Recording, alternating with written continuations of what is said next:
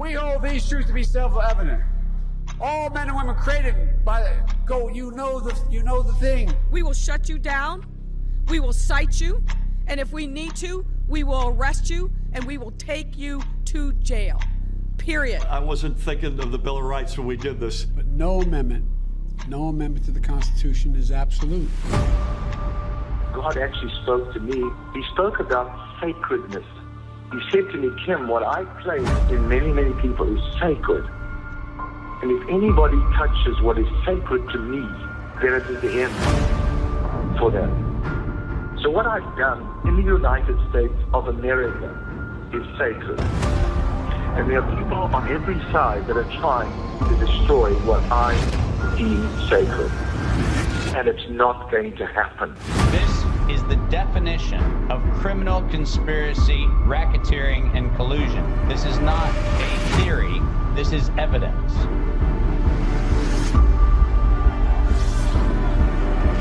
Because I have upheld this country to spread the light to the rest of the world. When you choose to go against the sacred thing that God puts into the very heart and the soil of this nation, this was sacred to God. Now is the time to act. This is exactly why I need some action from my people. There is a man by the name of Mr. Clark, and there is also another man by the name of Donald. You are both watching me saying, could it be that God's speaking to me? Yes, he is. Somebody, just a few minutes before you came on the show, you went out and you took the American flag and you said, I'm proud of my nation. You raised it up and God said, you have been determined through your prayers to influence this nation. You're watching me, you're an influential person. The Spirit of God says, hear the word of the prophet to you as a king. I will open that door that you prayed about. And when it comes time for the election, you will be elected. Folks, I'm not a doctor, but my rule I always tell my kids and my family is when in doubt, don't put a chip in your head. And maybe he disagrees with me. Maybe he's in favor of putting a chip in your cranium. I don't know. Is a doctor that I trust by the name of Dr. Mark Sherwood. And Dr. Sherwood, I want to get your thoughts here because Elon Musk, this video is way in the past. This is October 28th. He did an interview here, what's called the CNS conference here. This is the Congress of Neurological Surgeons. And he said the following. And so here we go. The device, it's basically like having like an Apple Watch or a Fitbit that replaces a piece of skull. And you've got these electrodes, very, very fine electrodes that are implanted with a surgical robot.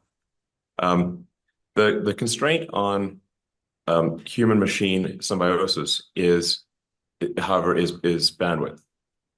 Apparently, if you play a video game, you have to like move your hand. So that's like you've got to send signals to the muscles. The muscles have to move. Your finger takes a certain amount of time to move.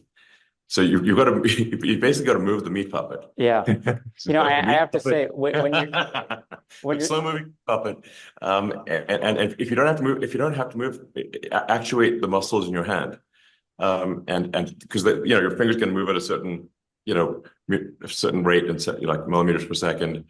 But if you don't have to do any of that, you can literally think it immediately with no latency. You'll outperform someone who has to use the hands.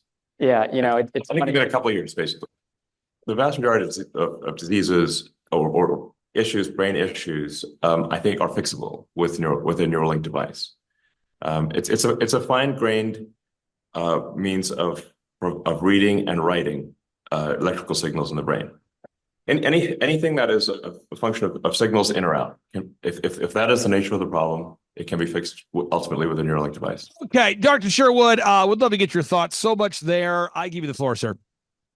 Well, I think that, as much as it brings about curiosity in the neurosurgeon from the standpoint of trying to correct neurodegeneration, quadro or paraplegic situations or anything like that. I mean, I can appreciate trying to correct those things, but I don't sense he's going that direction. I sense he's going the direction, like you've established many times, more of a brain, a web, the internet of brains out there. And it's almost too concerning to me because like the stimulus that we get from the outside of the brain is called the mind.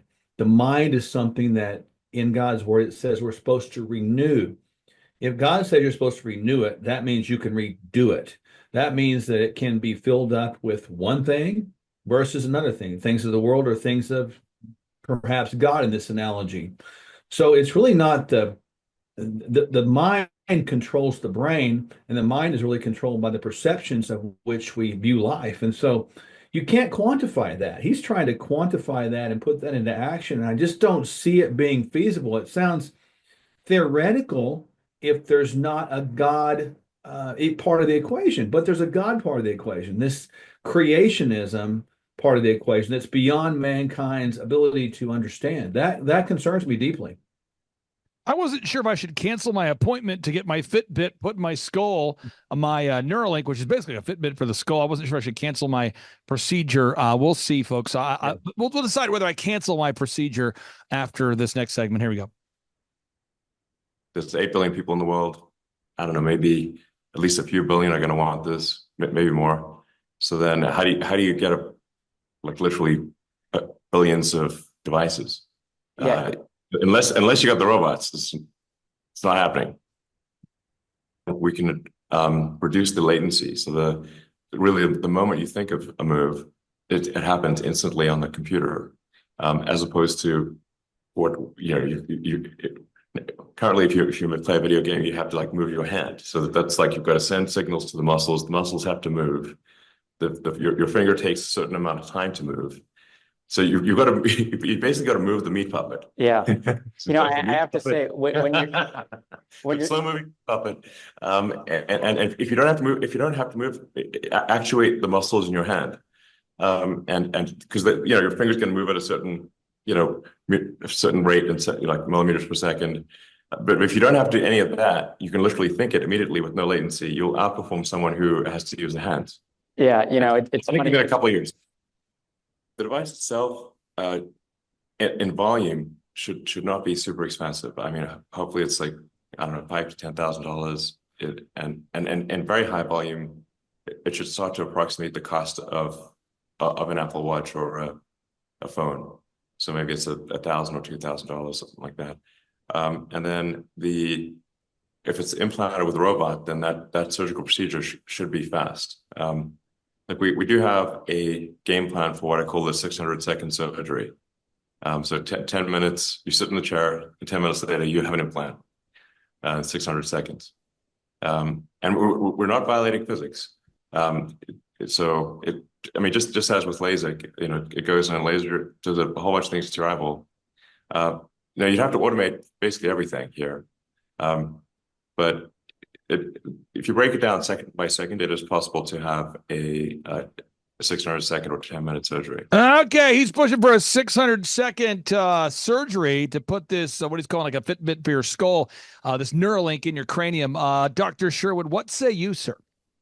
Well, I think one thing that hasn't been established, nor have I heard him talking about it, is what about any sort of rejection that the body may have to this implant device? We see it all the time with rejection, with joint replacement, et cetera. You see it, their body can become toxic. So what about that? He didn't talk about that much at all.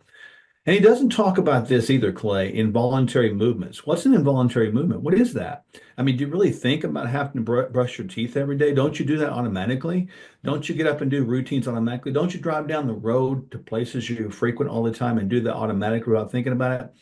Our mind, as it interacts with our brain, is so awesome in its ability to quantify data and put data into memory, put procedures and maps and roads and thoughts into memory that we don't have to think about it. That's the beauty of the mind. So I don't see him factoring in those concepts right there.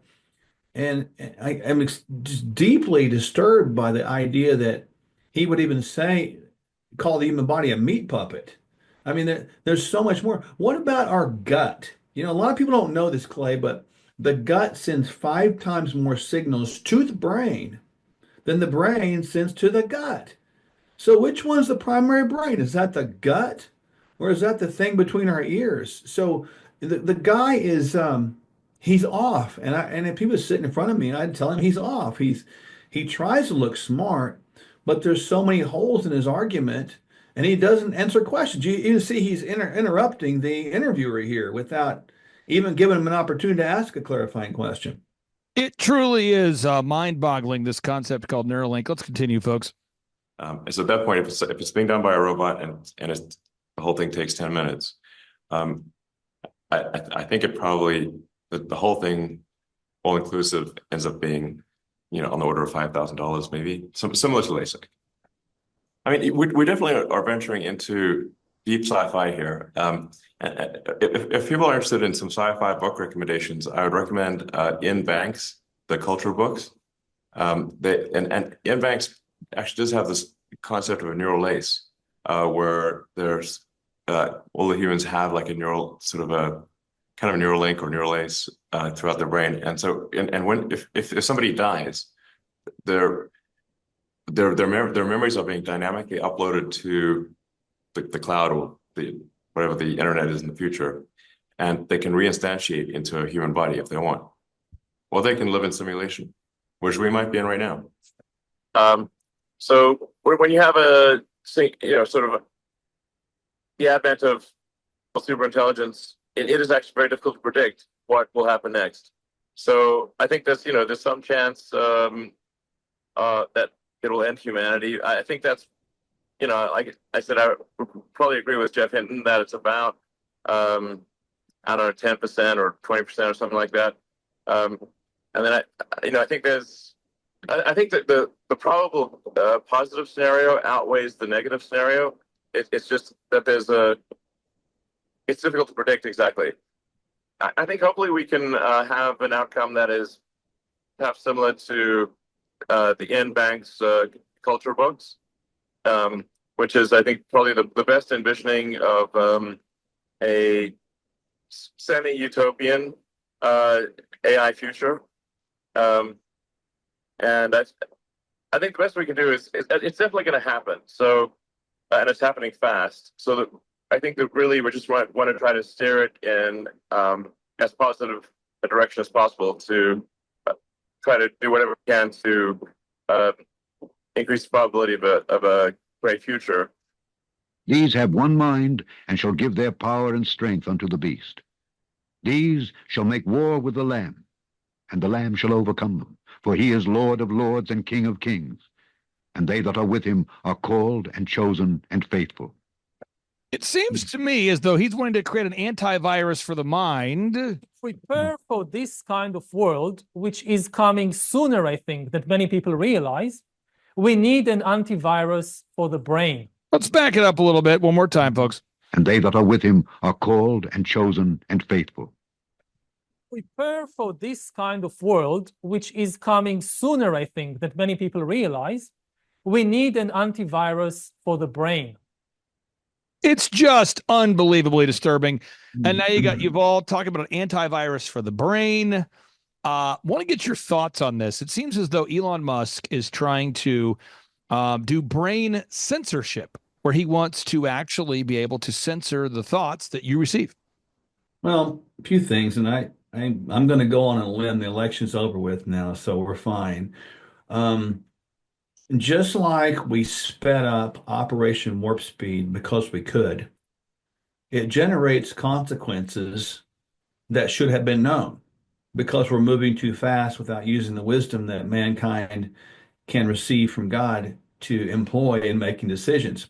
Information and knowledge is only as good as the wisdom in application. You can have people that are smart, and I have no doubt the intelligence of these two men, but you can have intelligence but not wisdom, making the actions of the knowledge foolishness. And I really believe that's happening.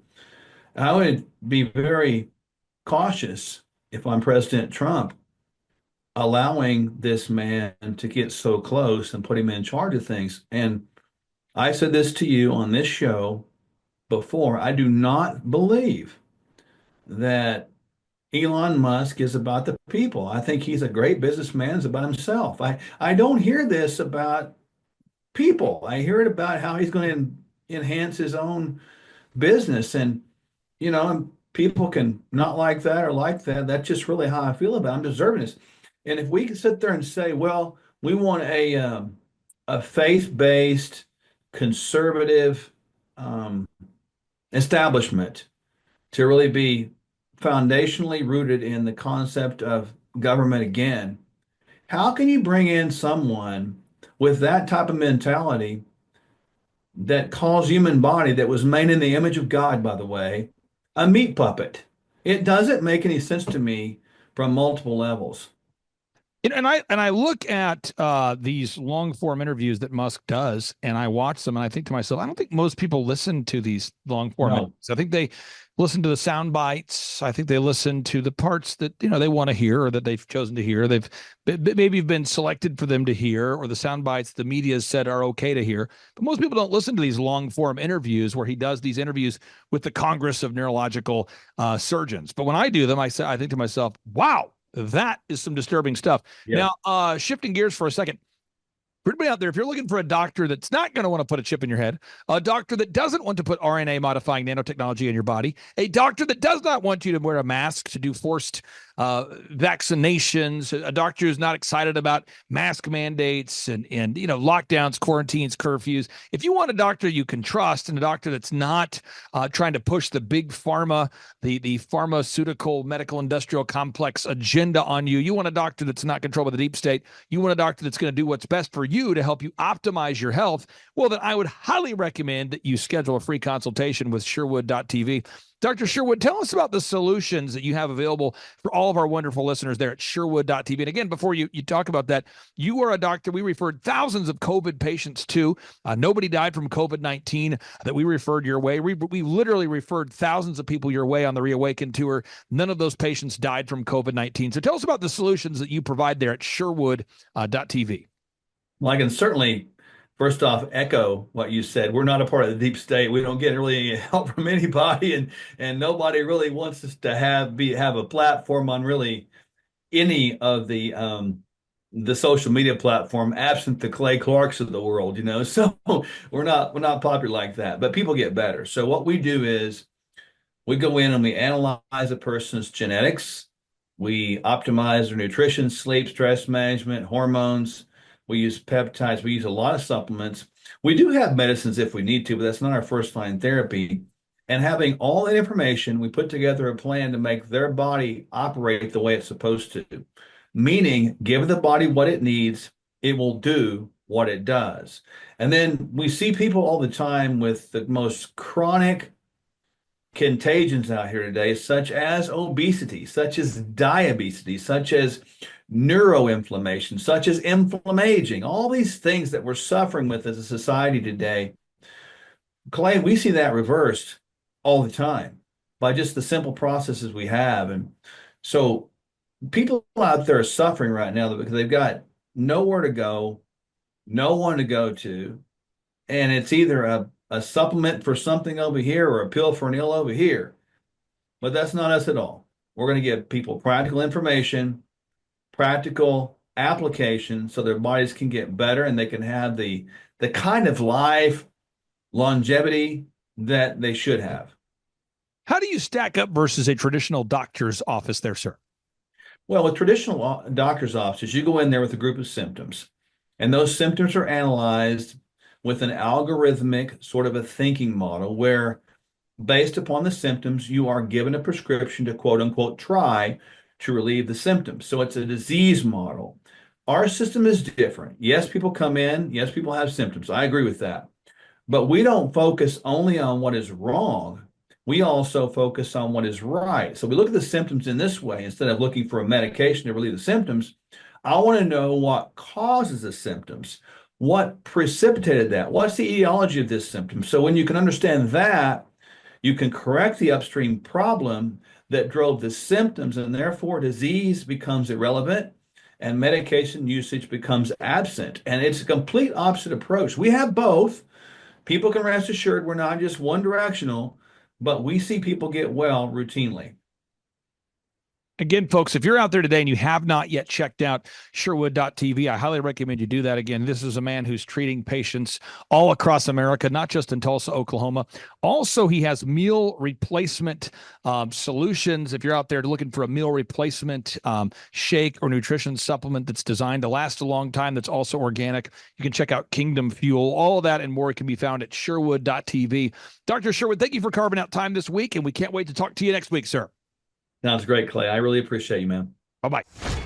In order to have better human AI symbiosis, we must solve the bandwidth problem.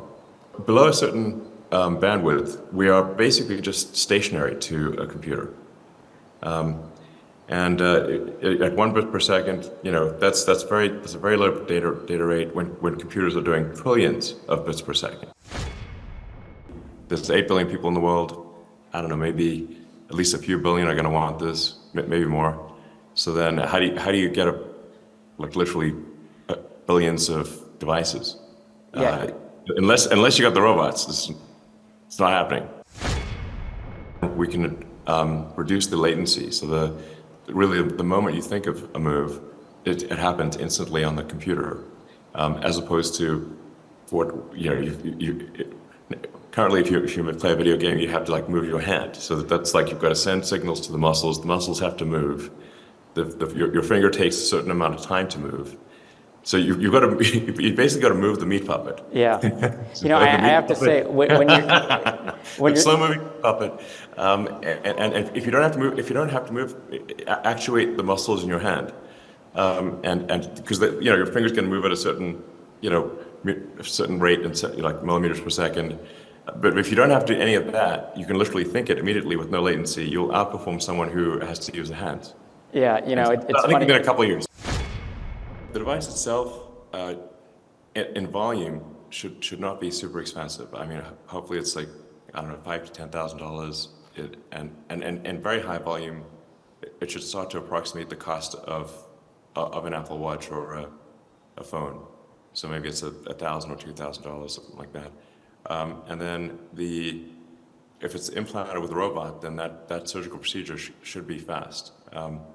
We do have a game plan for what I call the 600-second surgery. So 10 minutes, you sit in the chair, and 10 minutes later, you have an implant. 600 seconds.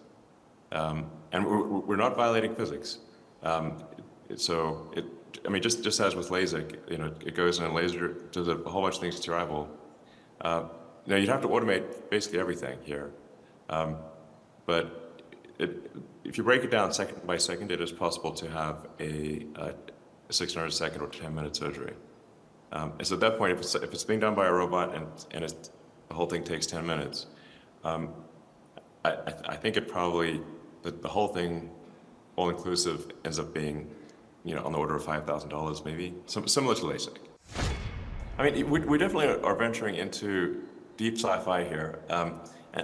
If people are interested in some sci-fi book recommendations, I would recommend Ian Banks, the culture books. And Ian Banks actually does have this concept of a neural lace, where there's all the humans have a neural kind of a neural link or neural lace throughout their brain. And so, if somebody dies, their memories are being dynamically uploaded to the cloud or whatever the internet is in the future, and they can reinstantiate into a human body if they want. Or they can live in simulation, which we might be in right now. The vast majority of diseases or issues, brain issues, I think are fixable with a Neuralink device. It's a fine-grained means of reading and writing electrical signals in the brain. Anything that is a function of signals in or out, if that is the nature of the problem, it can be fixed ultimately with a Neuralink device. Yeah, well, I know Neuralink just got FDA breakthrough designation for blind sight, a week and a half before this meeting. The constraint on human-machine symbiosis is bandwidth. What is especially output bandwidth? The output bandwidth of a human is less than 1 bit per second over the course of a day. So if you have 86,400 seconds in a day, the number of output bits that you produce. I mean, maybe there's some rare cases where it's above 1 bit per second, but very few people produce 86,400 output bits of that's a rare situation. So most people are averaging less than 1 bit per second over a 24-hour period. And when we do speak, they say the number of symbols per second of speech or typing is quite low, especially if it's going through a phone. Then you just sort of have two slow-moving meat sticks that are trying to type letters on a phone. So you really have just a few taps per second of characters. So your phone is like sitting there, and your phone is like a supercomputer in your hands, and it is desperately trying to figure out what you want to say. We call the first implant telepathy, which really just it's interfacing with the motor cortex, and and it's basically looking at signals as though somebody moved their arm, and just reading that signal and then sending that signal to the patient's phone or computer, so they can then move the cursor around just by thinking. And if people have seen the videos of Nolan, it's pretty impressive what he can do. In fact, shortly after getting the implant, he spent all night playing video games just by thinking. The device, it's basically like having like an Apple Watch or a Fitbit that replaces a piece of skull, and you've got these electrodes, very, very fine electrodes that are implanted with a surgical robot. You should be able to solve any problem over time that is a result of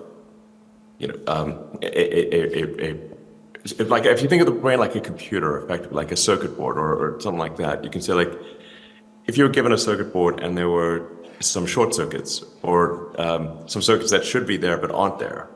If there's any missing, if there are any circuits that shouldn't be there, and some that are there but shouldn't, we can fix those. So basically, if it's kind of like fixing a circuit board. I think we can better align artificial intelligence with a collective human will. These have one mind, and shall give their power and strength unto the beast. These shall make war with the Lamb, and the Lamb shall overcome them, for he is Lord of lords and King of kings, and they that are with him are called and chosen and faithful. To prepare for this kind of world, which is coming sooner, I think, than many people realize, we need an antivirus for the brain. Christianity, the main religion of the Western world, it always takes the side of the victim, and there's something where it is like some kind of deformation or intensification, and maybe you should think of wokeness as ultra Christianity or hyper Christianity. It's just like an extreme intensification, and it's maybe there's no forgiveness, and so it's sort of it's you still have original sin, and you have all these bad things that happened in the past. The past is terrible, and you can never overcome it. But there surely is a religious interpretation that this is sort of, what happened is, as let's say the church lost a certain amount of authority, but people didn't become, rationalist atheist people. They went into this sort of woke religion, which has to be which I would interpret as a certain extreme form of Christianity. And Neuralink, Elon Musk's brain implant startup, raised $280 million in a recent fundraising round. The cash injection was led by Founders Fund, which is a San Francisco-based venture capital firm established by controversial billionaire and PayPal co-founder Peter Thiel. Now, Neuralink wants to use implants to connect the human brain to a computer, a goal Musk has been working on for 5 years. So far, the company has only tested on animals. The long-term aspiration for Neuralink would be to achieve a symbiosis with artificial intelligence, and to achieve a sort of democratization of intelligence, such that it is not monopolistically held in a purely digital form by governments and large corporations. Basically, an effort for man to merge with machine in a healthy way. Yes. To beat machines, you basically have to merge with machines. Most likely, yes.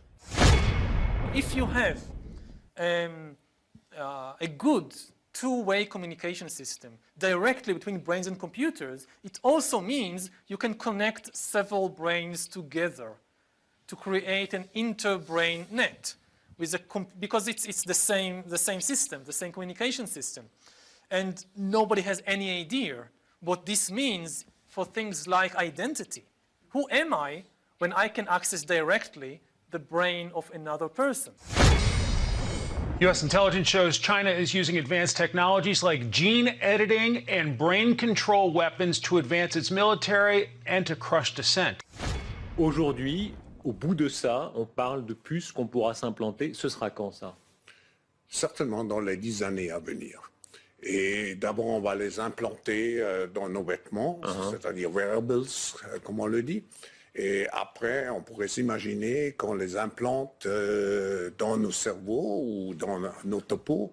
Et à la fin, peut-être il y a une communication directe entre notre cerveau et le monde digital. Ce que nous voyons, c'est une sorte de fusion du monde physique, digital et biologique. On appelle quelqu'un, on n'a même plus le réflexe de devoir prendre un appareil, ça se fait naturellement. Hein. La technique continue le corps. Oui, vous parlez et vous dites, je veux maintenant être connecté avec n'importe qui. Et d'abord, vous avez les robots personnalisés. Et j'ai vu que M. Zuckerberg a prédit qu'à la fin de l'année, il va avoir son robot, son butler personnalisé qui est à sa disposition. Donc, comme dans Downton Abbey, on aura son butler personnel, son serviteur, son esclave. We presume it would be consensual. Because you definitely don't want just people, you know, sending stuff into your brain without your consent. We could effectively merge with artificial intelligence by improving the speed of interaction between our cortex and our tertiary layer. But you say, like, what's the limitation? What is it that inhibits human-machine symbiosis? It's the data rate.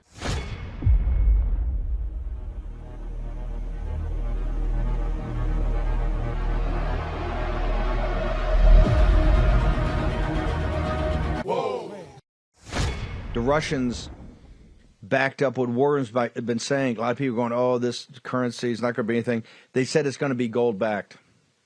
Hello, it's going to be gold-backed. The BRICS group is set to introduce a new currency backed by gold, in contrast to the credit-backed US dollar, with countries lining up to join the growing initiative. The BRICS countries are planning to introduce a new trading currency which will be backed by gold. More and more countries recently expressed desire to join BRICS. The nature of money is going to change quite dramatically. The old systems of trust and of ownership will have to adapt radically. When the Fed was created in 1913, we were still on the gold standard. So there was no issue as far as the Fed has monetary policy. That isn't what determined the money supply. That discipline was inherent because we were still on the international classical gold standard. In those days, the purpose of the Fed was to just provide an elastic currency. Elastic in the sense that as a largely agrarian economy, we had to service farmers. And seasonally, farmers sometimes had great need to borrow for equipment, for seeds, for sowing their crops. And then later in the year, at harvest time, they sold their crops for money, and they were able to put cash back into the bank. And it was to smooth out those cycles, which sometimes left banks a little high and dry, and then other times sort of overly full with deposits. And so the Fed was just a way to help smooth that out. It wasn't really until, I would say, 1977 and 78, we had two very powerful acts of legislation that provided the Fed with its famous dual mandate, which was actually a triple mandate. The Fed is supposed to promote stable prices, maximum employment, and moderate long-term rates. We sometimes forget about that part. I'm not sure why, because to me that implies that you would have a normal yield curve. So whenever we have an inverted yield curve, as we do currently, it seems to me the Fed is violating that third part of the mandate. But their emphasis is always on the first two. It's just that the Fed has interpreted the mandate of promoting stable prices. I mean, when you think of price stability, it means you don't have increases in prices. Right. That would imply zero inflation. But the Fed says no. Stable prices are if we have 2% inflation every year.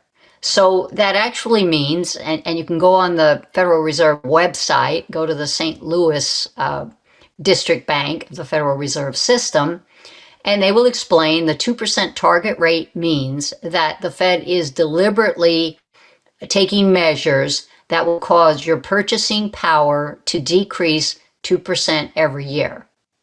Now, I think that low and perpetual inflation does harm over time to the economy.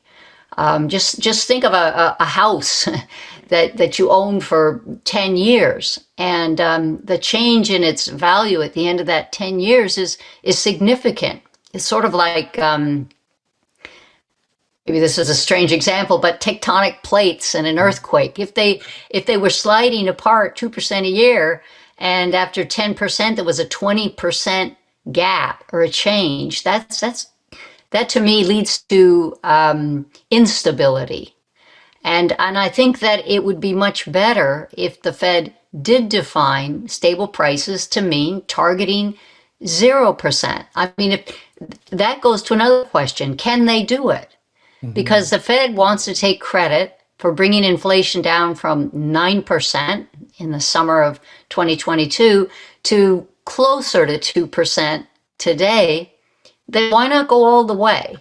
And there are at least three reasons that the Fed will put up for why they want 2% versus 0. But I think we need to examine all three reasons. One is based on money illusion, that people will be happier if their nominal wages go up, even if they're actually getting a decrease in their purchasing power. So a little bit of inflation might camouflage a real loss in purchasing power, even if they got a 1% gain in their nominal wage. I think people are smarter than that. I think we've seen through union bargaining that people are very aware that if their wage gains do not keep up with inflation, they have had purchasing power effectively expropriated by the government through an independent government agency, which is our Federal Reserve. Another reason put up is that if you have some inflation, it gives the Fed more policy space. That is, if the real rate of interest is about 2.5%, which it is historically, if you add another 2% inflation, then that gives the Fed, say, 4.5% to play with before they get down to 0. I don't think the economy benefits when the Fed tries to artificially stimulate the economy. I think it ends up just distorting the value of financial assets, and then it takes us a long time to recover from that. Finally, there's concern that, well, if you ever slipped into deflation, and that's put out as just a huge risk.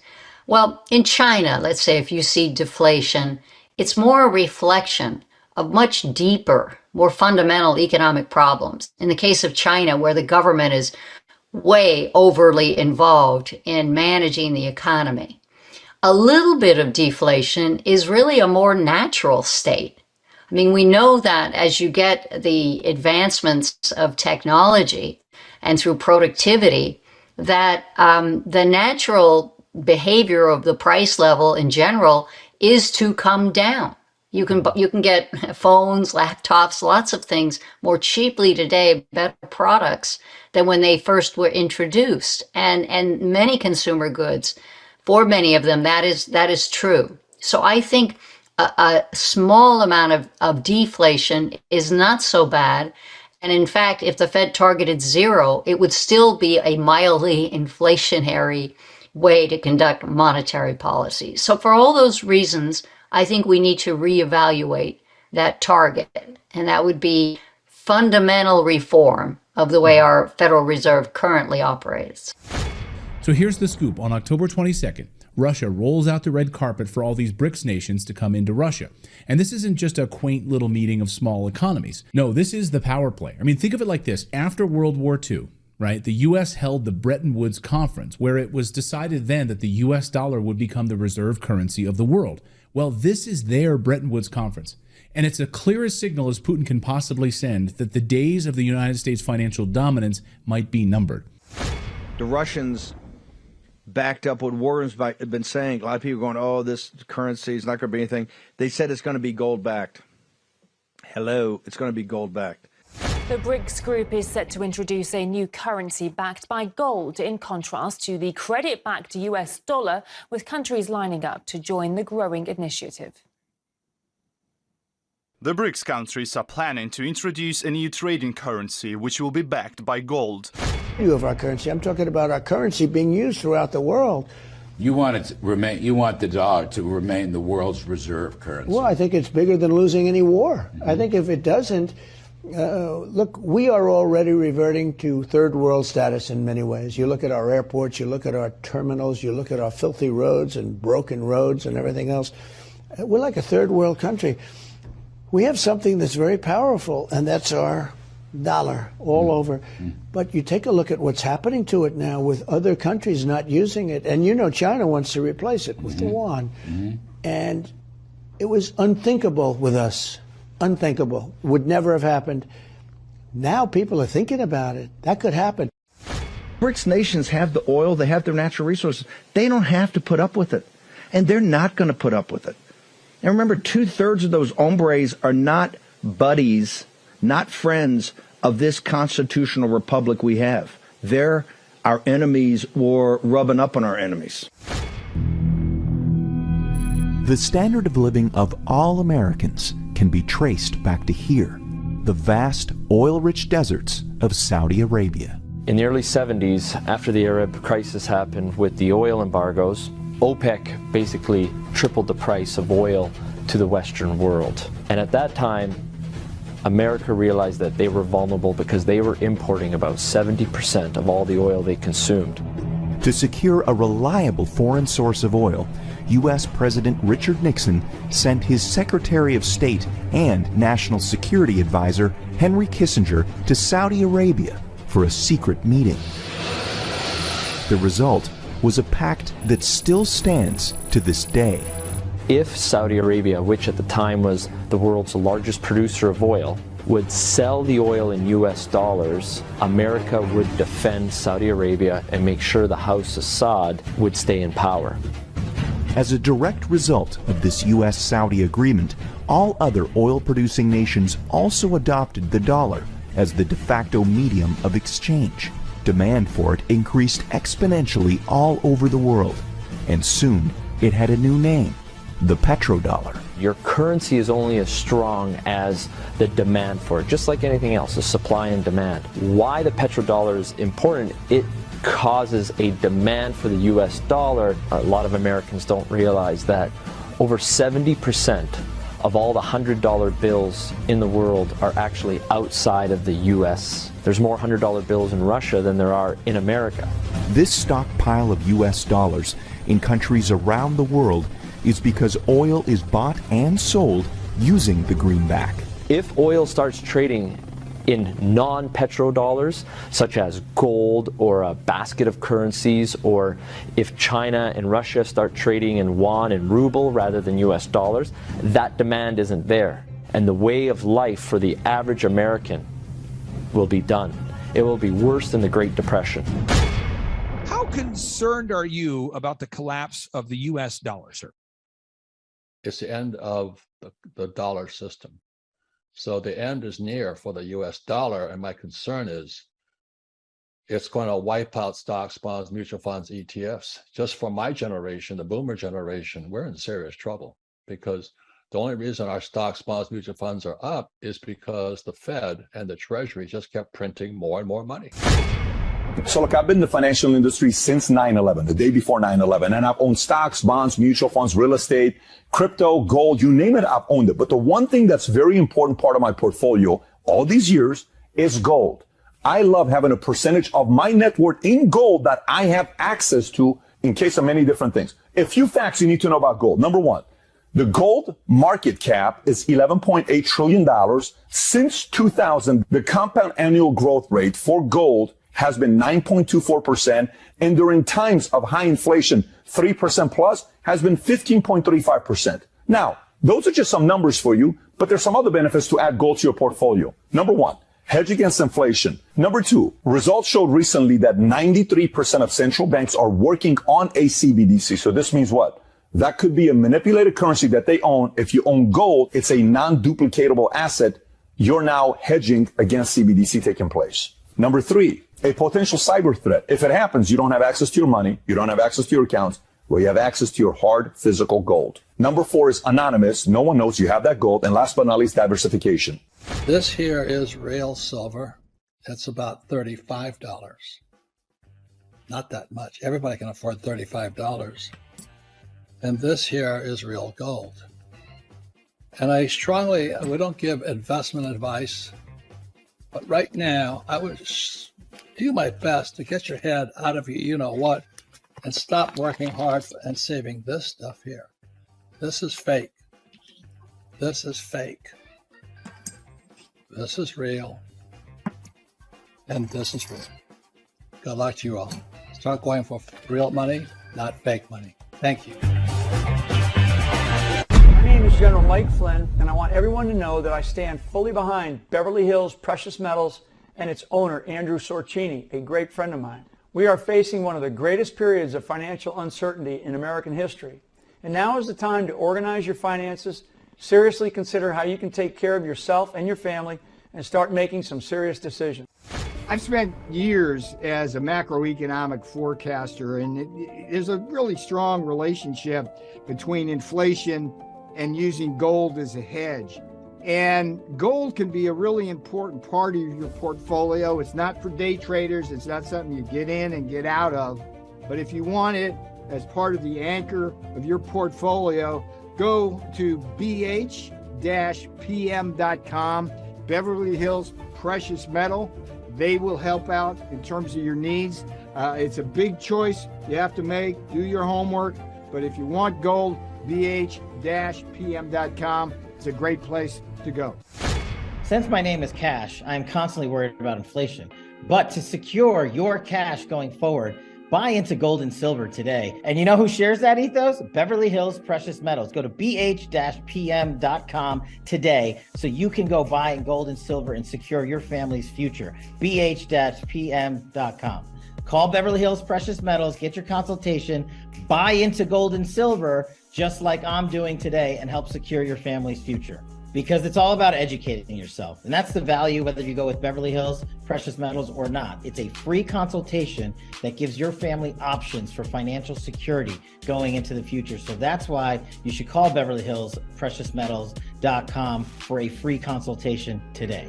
And one way to protect your money is by investing in precious metals, gold and silver. That's always been a great way to make sure that you keep your money and you keep it safe. When you go to bh-pm.com, use promo code TRUMP.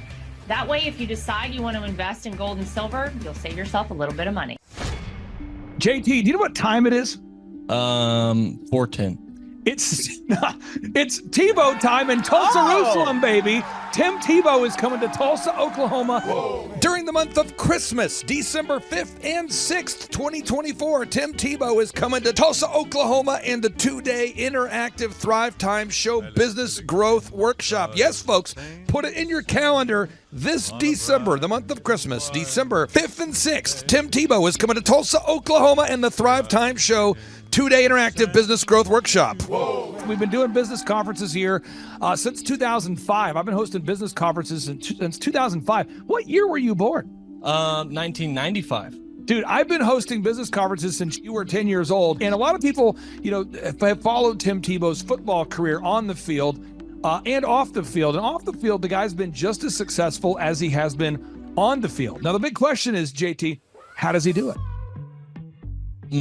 Well, they're going to have to come and find out because I don't know. Well, I'm just saying, Tim Tebow's going to teach us how he organizes his day, how he organizes his life, how he's proactive with his faith, his family, his finances. He's going to walk us through his mindset that he brings into the gym, into business. It is going to be a blasty blast in Tulsa, Jerusalem. Folks, I'm telling you, if you want to learn branding, you want to learn marketing, you want to learn search engine optimization, you want to learn social media marketing, that's what we teach at the Thrivetime Show 2-day interactive workshop. If you want to learn accounting, you want to learn sales systems, you want to learn how to build a linear workflow, you want to learn how to franchise your business, that is what we teach at the 2-day interactive Thrivetime Show business workshop. Over the years, we've had the opportunity to feature Michael Levine, the PR consultant of choice for Nike, for Prince, for Michael Jackson. We've had the top PR consultant in the history of the planet has spoken at the Thrivetime Show workshops. We've had Jill Donovan, the founder of RusticCuff.com, a company that creates apparel worn by celebrities all throughout the world. Jill Donovan, the founder of RusticCuff.com, has spoken at the 2-day interactive Thrivetime Show business workshops. We have the man who's responsible for turning around Harley Davidson, a man by the name of Ken Schmidt. He has spoken at the Thrivetime Show 2-day interactive business workshops. Folks, I'm telling you, these events are going to teach you what you need to know to start and grow a successful business. And the way we price the events, the way we do these events, is you can pay $250 for a ticket or whatever price that you can afford. What? Yes, we've designed these events to be affordable for you, and we want to see you live and in person at the 2-day interactive December 5th and 6th Thrivetime Show Business Workshop. Everything that you need to succeed will be taught at the 2-day interactive Thrivetime Show Business Workshop, December 5th and 6th in Tulsa, Oklahoma.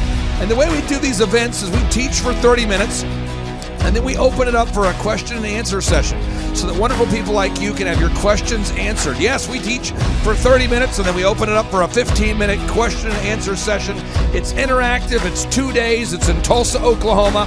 We've been doing these events since 2005, and I'm telling you, folks, it's going to blow your mind. Yes, ladies and gentlemen, the Thrivetime Show 2-day interactive business workshop is America's highest rated and most reviewed business workshop.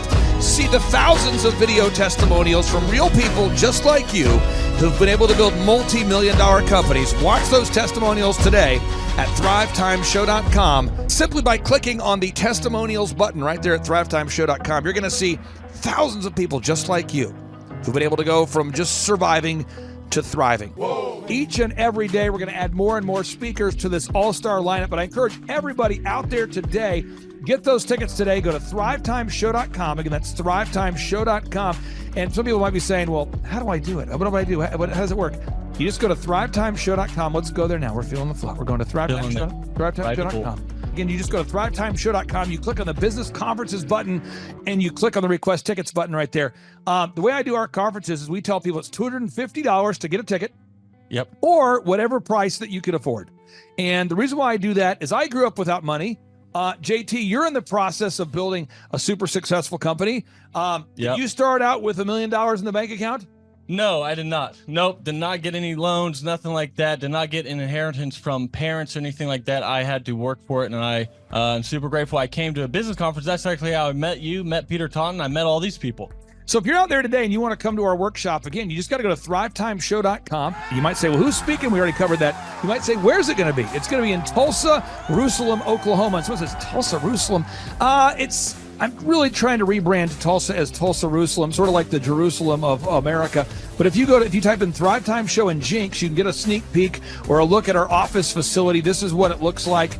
This is where you're headed. It's going to be a blasty blast. You can look inside, see the facility. We're going to have hundreds of entrepreneurs here. It is going to be packed. Now, for this particular event, folks, the seating is always limited because my facility isn't a limitless Convention Center. You're coming to my actual home office, and so it's going to be packed. Who? You. You're going to come. Who? You. I'm talking to you. You can just get your tickets right now at thrivetimeshow.com. And again, you can name your price. We tell people it's $250 or whatever price you can afford. And we do have some select VIP tickets, which gives you an access to meet some of the speakers and those sorts of things. And those tickets are $500. It's a 2-day interactive business workshop, over 20 hours of business training. We're going to give you a copy of my newest book, The Millionaire's Guide to Becoming Sustainably Rich. You're going to leave with a workbook. You're going to leave with everything you need to know to start and grow a super successful company. It's practical, it's actionable, and it's Tebow time right here in Tulsa, Jerusalem. Get those tickets today at thrivetimeshow.com. Again, that's thrivetimeshow.com. Hello, I'm Michael Levine, and I'm talking to you right now from the center of Hollywood, California, where I have represented over the last 35 years 58 Academy Award winners, 34 Grammy Award winners, 43 New York Times bestsellers. I've represented a lot of major stars, and I've worked with a lot of major companies. And I think I've learned a few things about what makes them work and what makes them not work. Now, why would a man living in Hollywood, California, in the beautiful sunny weather of LA, come to Tulsa? Because last year I did it, and it was damn exciting. Clay Clark has put together an exceptional presentation, really life-changing, and I'm looking forward to seeing you then. I'm Michael Levine. I'll see you in Tulsa. Thrivetime Show 2-day interactive business workshops are the world's highest rated and most reviewed business workshops, because we teach you what you need to know to grow. You can learn the proven 13-point business systems that Dr. Zellner and I have used over and over to start and grow successful companies. I mean, we get into the specific steps on what you need to do to optimize your website. We're going to teach you how to fix your conversion rate. We're going to teach you how to do a social media marketing campaign that works. How do you raise capital? How do you get a small business loan? We teach you everything you need to know here during a 2-day, 15-hour workshop. It's all here for you. You work every day in your business, but for 2 days you can escape and work on your business and build these proven systems, so now you can have a successful company that will produce both the time freedom and the financial freedom that you deserve. You're going to leave energized, motivated, but you're also going to leave empowered. The reason why I've built these workshops is because as an entrepreneur, I always wish that I had this. And because there wasn't anything like this, I would go to these motivational seminars, no money down, real estate, Ponzi scheme, get motivated seminars, and they would never teach me anything. It was like you went there and you paid for the big chocolate Easter bunny, but inside of it, it was a hollow nothingness.